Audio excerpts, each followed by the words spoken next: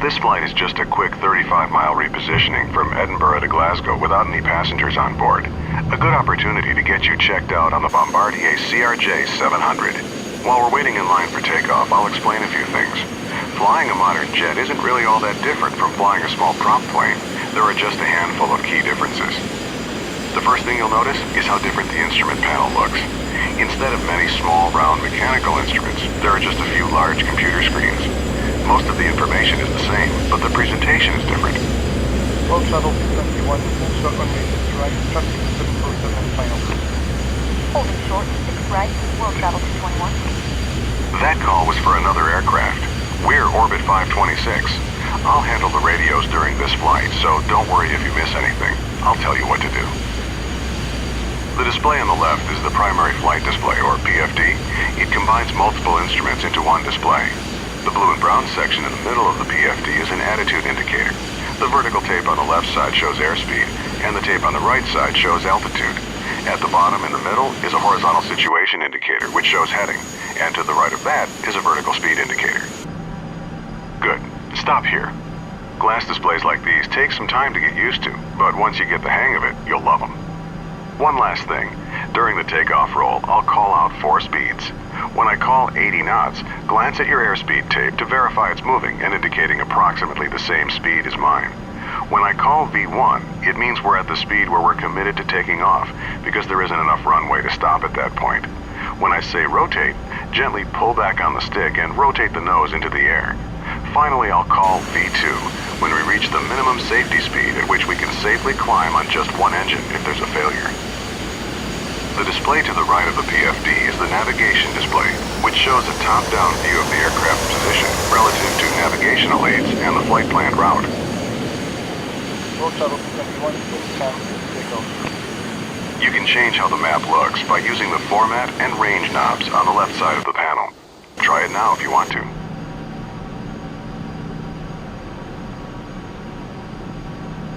World Travel 221, rolling.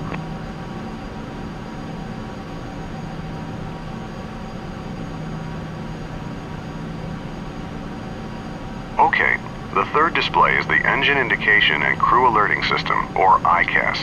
The default page shows engine information, gear and flap positions, fuel quantity, and warning and caution messages. Orbit 526, active position and hold. You can scroll through the different ICAS screens by clicking the up and down buttons at the bottom of the display. Each screen provides information about a different aircraft system. Position and hold, Orbit 526. 80 knots. You're over-controlling. Use less pressure on the stick. For this flight, keep the engine gauges showing on the ICAS. The top gauges are labeled N1. As we fly, I'll give you suggested thrust settings. Use your joystick throttle lever or the F2 and F3 keys to move the N1 needles to the settings I suggest. Positive rate, gear up. Raise the landing gear by pressing the G key. Okay, we're cleared to taxi onto the runway, but not to take off yet. Taxi ahead and turn right onto the runway. Stop once you're on the runway and lined up with the center line.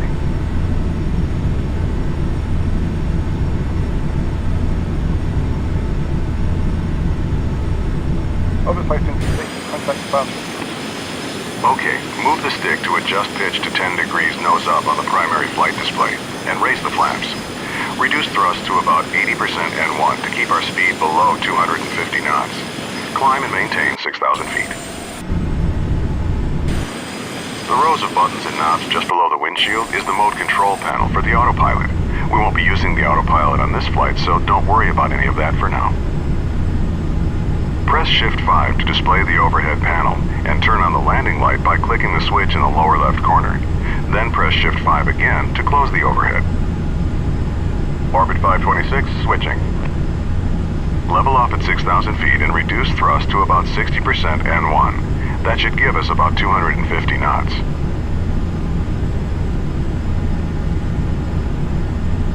We're above our assigned altitude. Descend to 6,000 feet. A big difference between jets and piston aircraft is that in a jet, the engines take a while to spool up.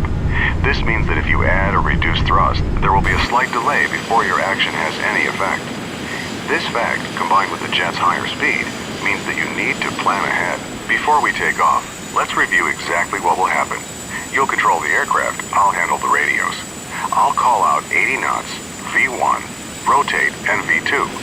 When I say rotate, gently pull back on the stick to raise the nose to 15 degrees nose up on the primary flight display. I'll tell you to retract the landing gear once we're climbing. Once we reach 1,000 feet above the runway, I'll tell you to pitch down to 10 degrees nose up and to raise the flaps so we can accelerate. Our initial climb will be to our cruise altitude of 6,000 feet, and the departure controller will probably tell us to make a left turn to the west. I'll let you know when to turn. Edinburgh departure, orbit 526 with you, climbing to 6,000. We'll stay low on this short flight, so don't exceed 250 knots and keep the landing lights on. This is standard practice below 10,000 feet.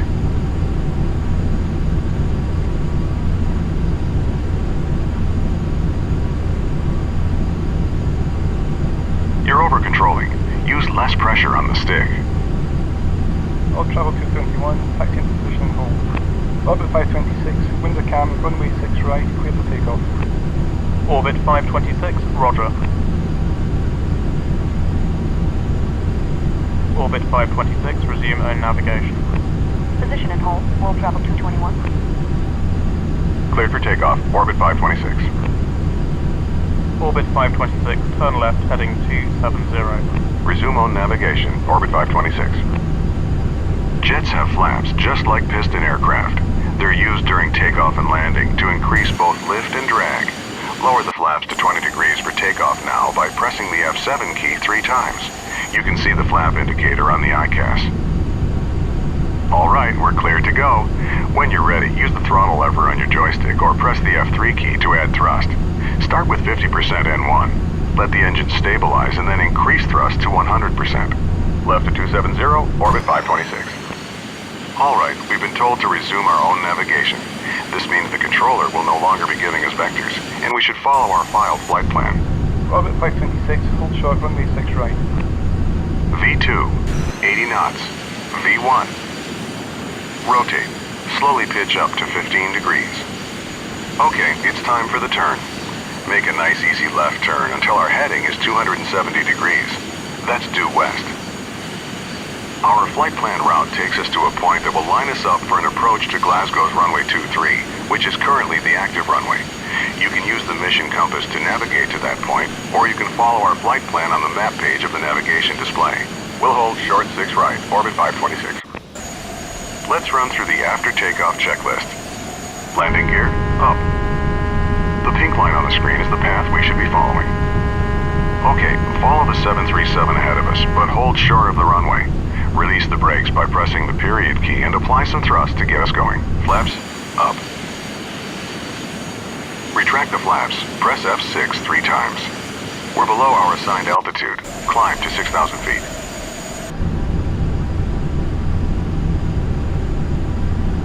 Thrust set to 80% N1 for the climb. After takeoff checklist complete.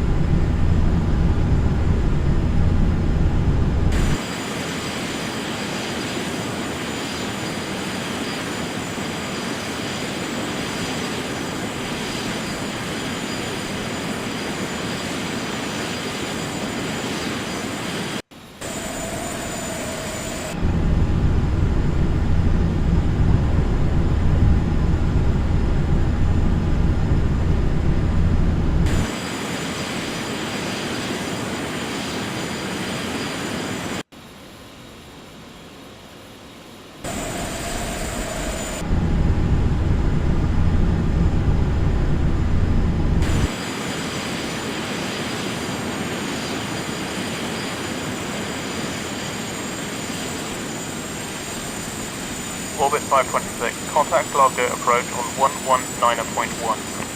Orbit 526, switching. Thanks. Glasgow approach, Orbit 526 with you. Orbit 526, Glasgow approach. Good morning. Reduce speed to 210 knots. Expect vectors for the visual approach, runway 23 at Glasgow. Glasgow altimeter 29902. Slowing to 210 and we'll expect the visual for runway 23, Orbit 526. Bring the thrust back to about 50% N1, then adjust it to maintain 210 knots. Since the weather's good, the controller will line us up with the runway and give us clearance to proceed to the airport visually once we have the runway in sight.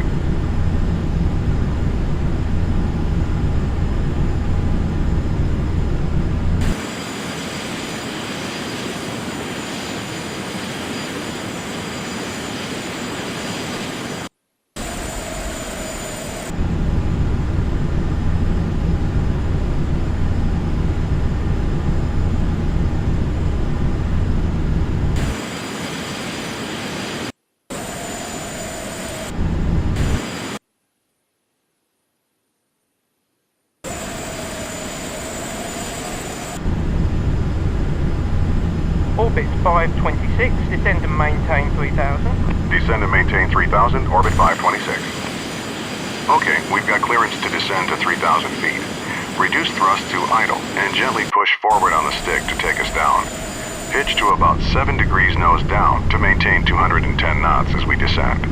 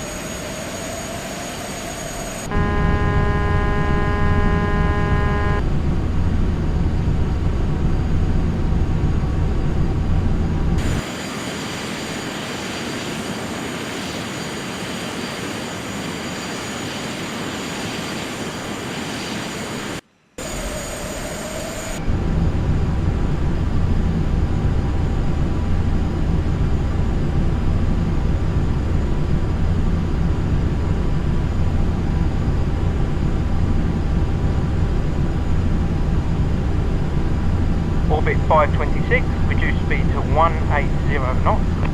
Press F7 twice to lower the flaps to 8 degrees. The flaps will slow us down, so bring the thrust back up to about 60% N1 so we maintain 180 knots. Slowing to 180, Orbit 526. Okay, now reduce thrust a bit to slow to 180 knots. Pull back on the stick a bit to keep the nose from dropping. Maintain 3,000 feet as you slow down.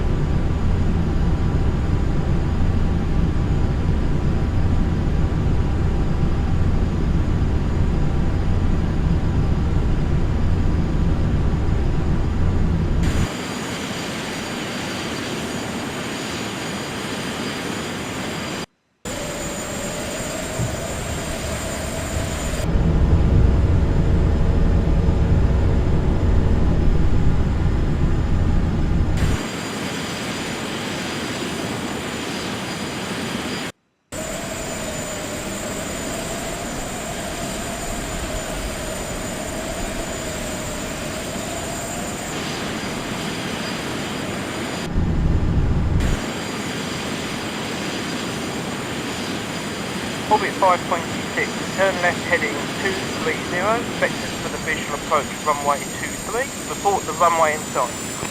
Left to 230, looking for the runway. Orbit 526. Here we go.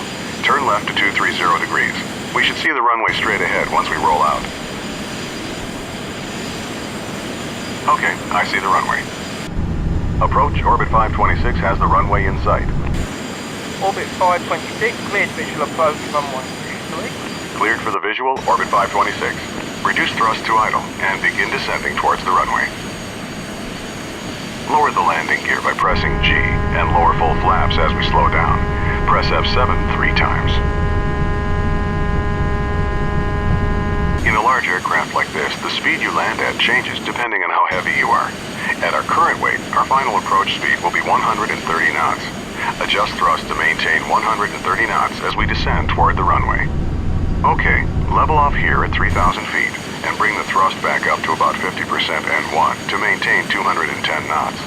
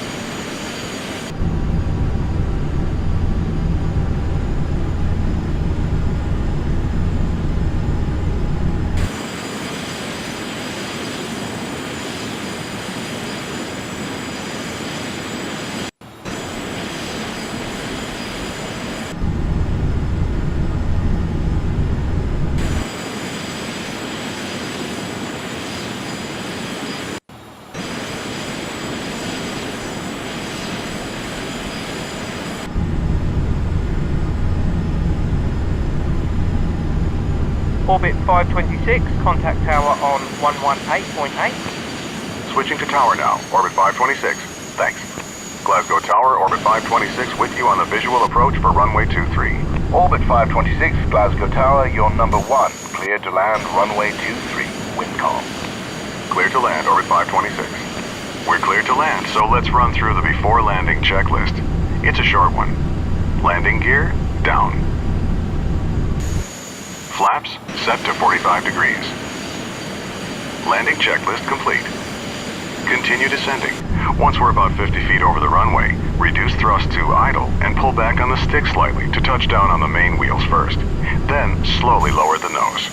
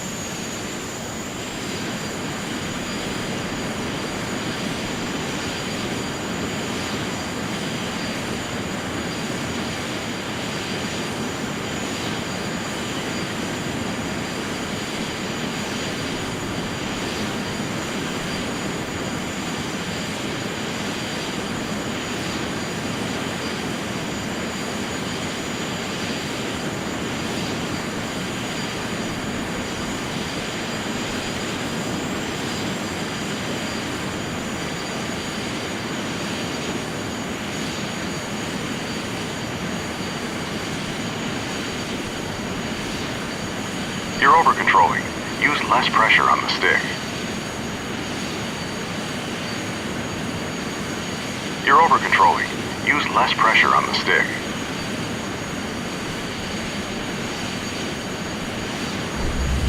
You're over-controlling. Use less pressure on the stick. Nice landing.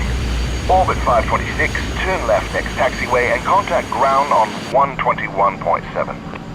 Ground on 121.7, Orbit 526. Turn left on the next taxiway. Once you're clear of the runway, stop, retract the flaps, and turn off the landing lights.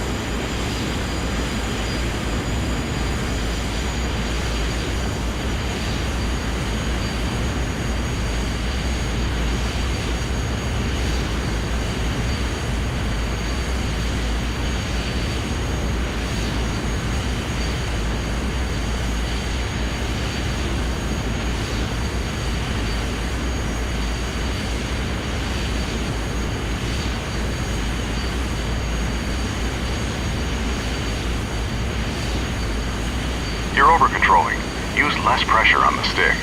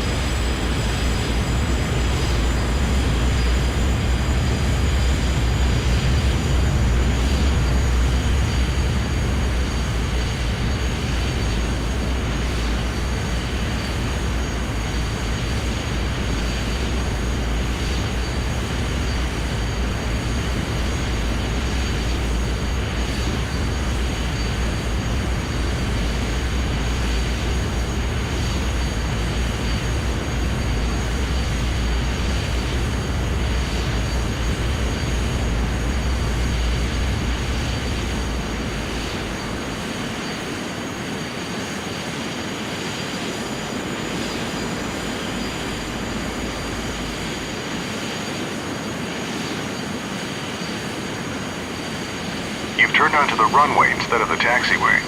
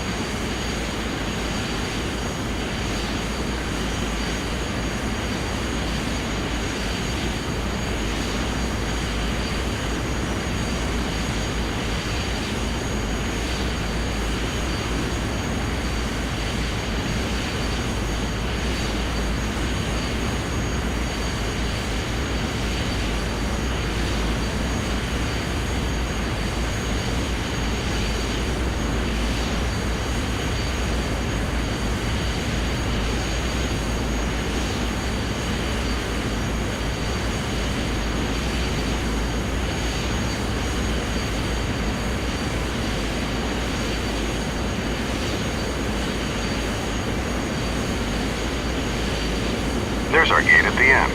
Pull up to the jetway and stop.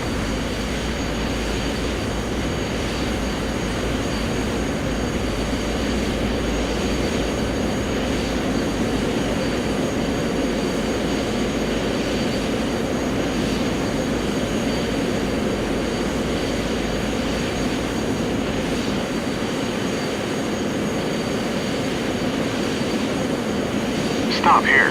Excellent job.